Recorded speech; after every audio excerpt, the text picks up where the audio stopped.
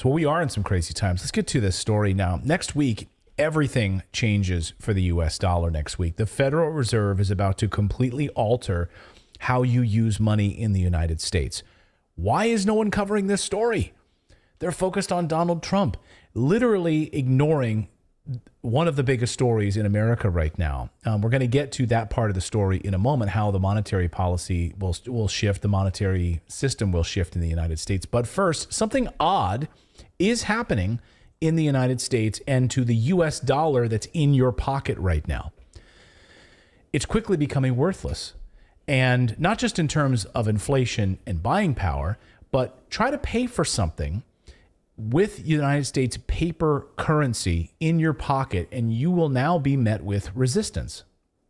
You'll be told, hey, we don't accept paper cash anymore. We don't accept your coins. We don't accept cash at all. We're digital now.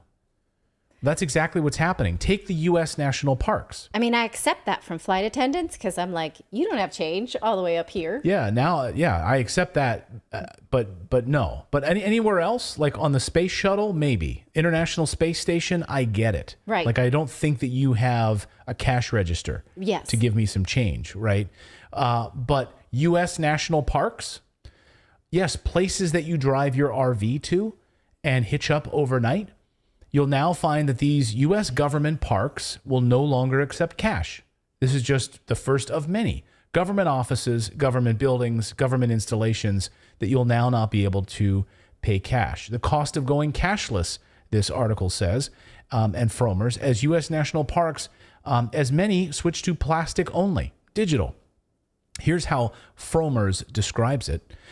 So far in 2023, Badlands National Park in South Dakota, Crater National Park in Oregon, Sleeping Bear Dunes National Lakeshore, Michigan, have all transitioned to fee systems that only allow credit card, debit card, and mobile payments. And Washington State's Mount Rainier National Park set to follow suit in May of this year.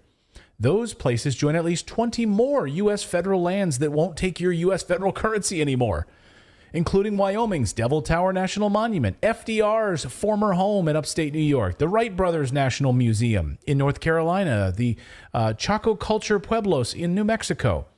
From sea to shining sea, you better have a credit card, prepaid pass, or a smartphone that's equipped with a mobile payment app if you want to access these all-important sites of natural beauty in the United States, historical interest, or any sort of outdoor recreation and family road trip fun.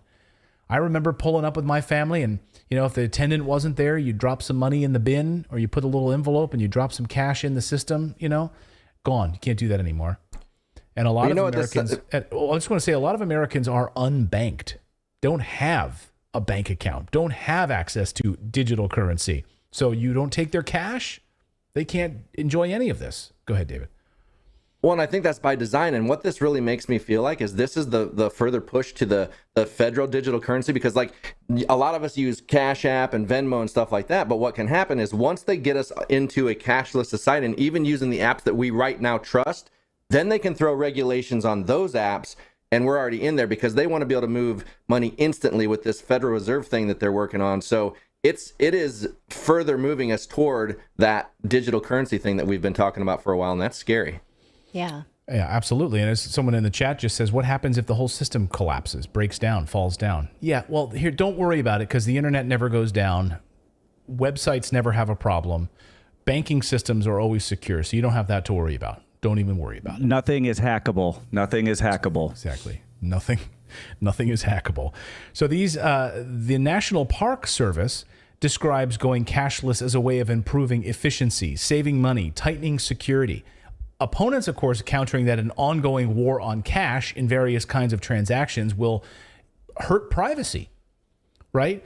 Limit access, puts us all at the mercy of technical glitches. Hacking is what we just talked about, or just collapses of the grid. What if power outages, right? Well, more concerning than that is the idea of just dipping into your money when they decide to. For instance, Senator Elizabeth Warren has been very vocal about wanting to have an H&R block that's federal. So basically, You sign in, the government calculates how much tax you owe, and then just takes it from you right then and there. So there's no room to be creative. There's no tax incentives to say donate to what have you. There's no more arguing. It's just, you owe this, we take it now. That's one of the reasons that we never link bank accounts to our IRS tax payments, because, you know, we'd rather wait for those direct deposits if we have a refund than have them have access to just swoop in and take whatever they want.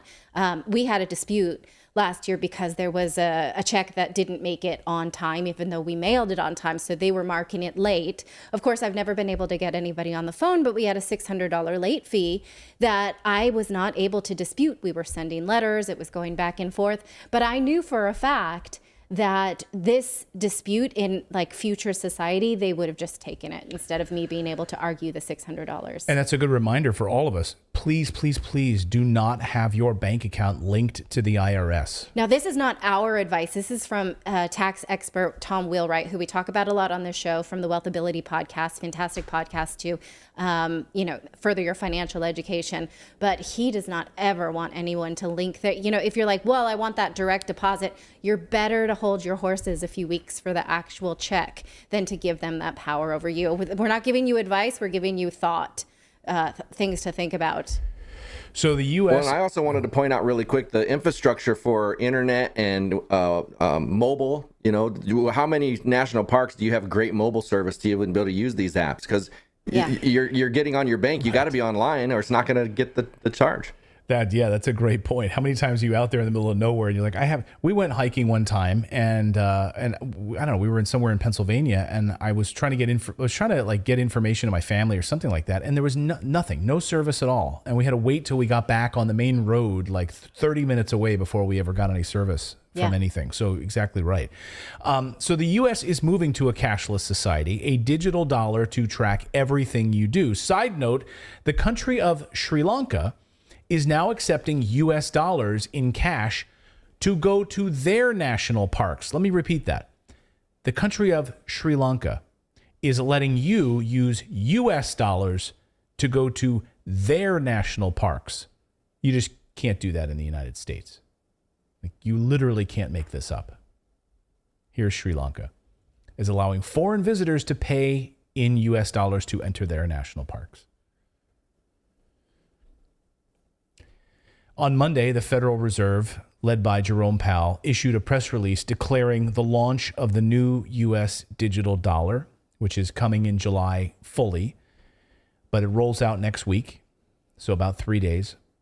So get ready, it's happening. Here's what they're planning and how they describe it from the Federal Reserve.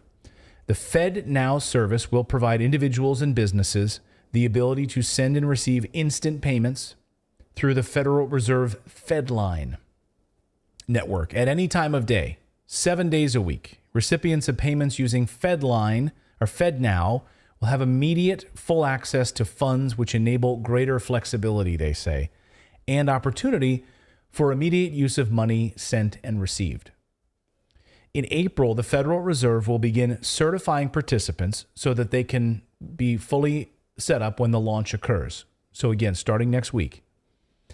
Those institutions will be prepared to send live transactions through the system.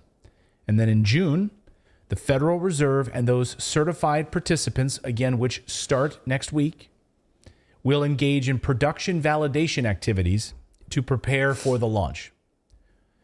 But next week, it officially starts, this rollout, the first week of April. Man. Now, we have somebody in the chat who just said we're being fearmongers. I would like to point out that at least 11 countries in recent history have gone bankrupt and dipped into citizens' private retirement accounts in order to bail themselves out. Ireland, Hungary, Argentina, the list goes on. Cyprus. I can name at least 11 of them. Greece. So if you want to call us a fearmonger, that's fine.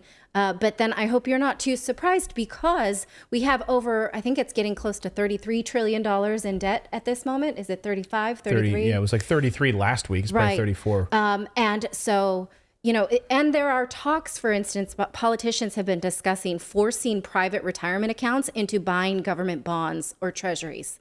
So not only would they be able to dip into your account, they would force what you use it for. Politicians actually have been talking about it. It's not my idea. I am afraid of it, but I'm not fear-mongering by making it up. Yeah, so take that back. But also, yeah, take it back. But also by educating you